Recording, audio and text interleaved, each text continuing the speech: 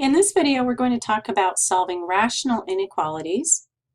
We're going to start out with an example where we already have the graph of the rational function, and we have a couple of inequalities to solve that involve that function. So remember when we were graphing rational functions, we found the vertical asymptotes and we found x-intercepts also. On this graph, the vertical asymptotes and the x-intercept are already labeled for us. We're going to use the same idea that we did to solve polynomial inequalities, and that is that looking at our inequality, we want to see whether this is telling us to find points above or below the x-axis.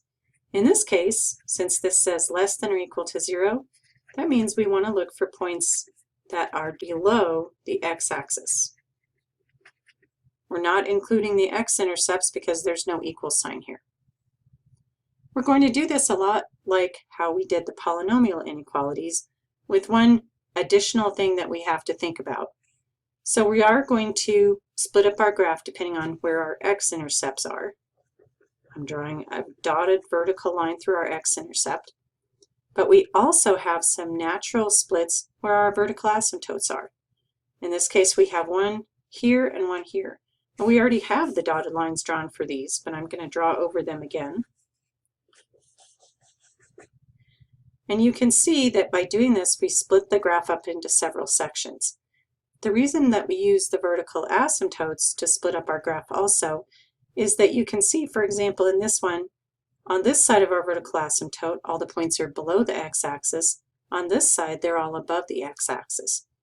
A vertical asymptote gives us a natural split where different things might be happening on either side of that vertical asymptote.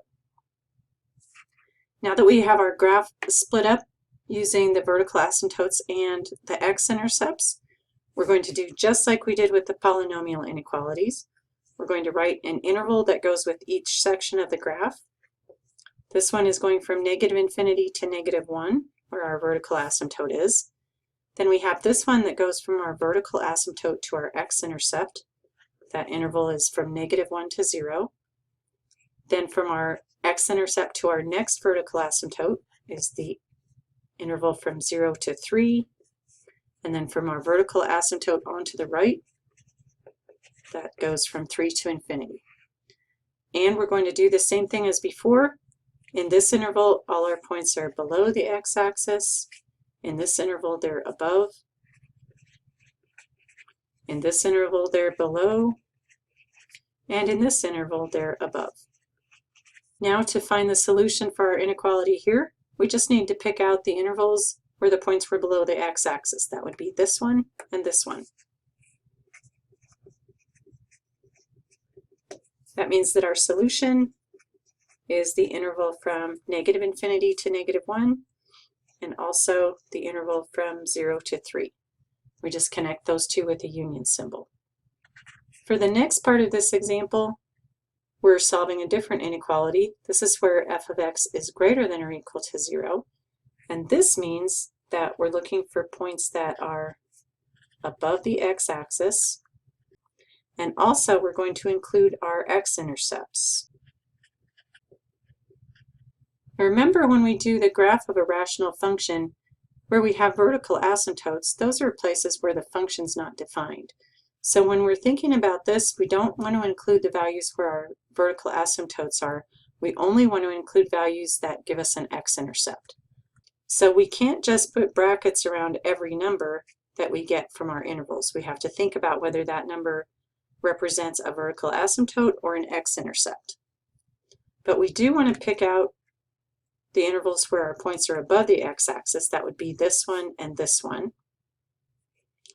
In this interval, the left endpoint gave us a vertical asymptote, so we're not including that number in our solution. But the right endpoint of this one is where we have an x-intercept. So we want to leave the parentheses with the -1 and put a bracket with the 0.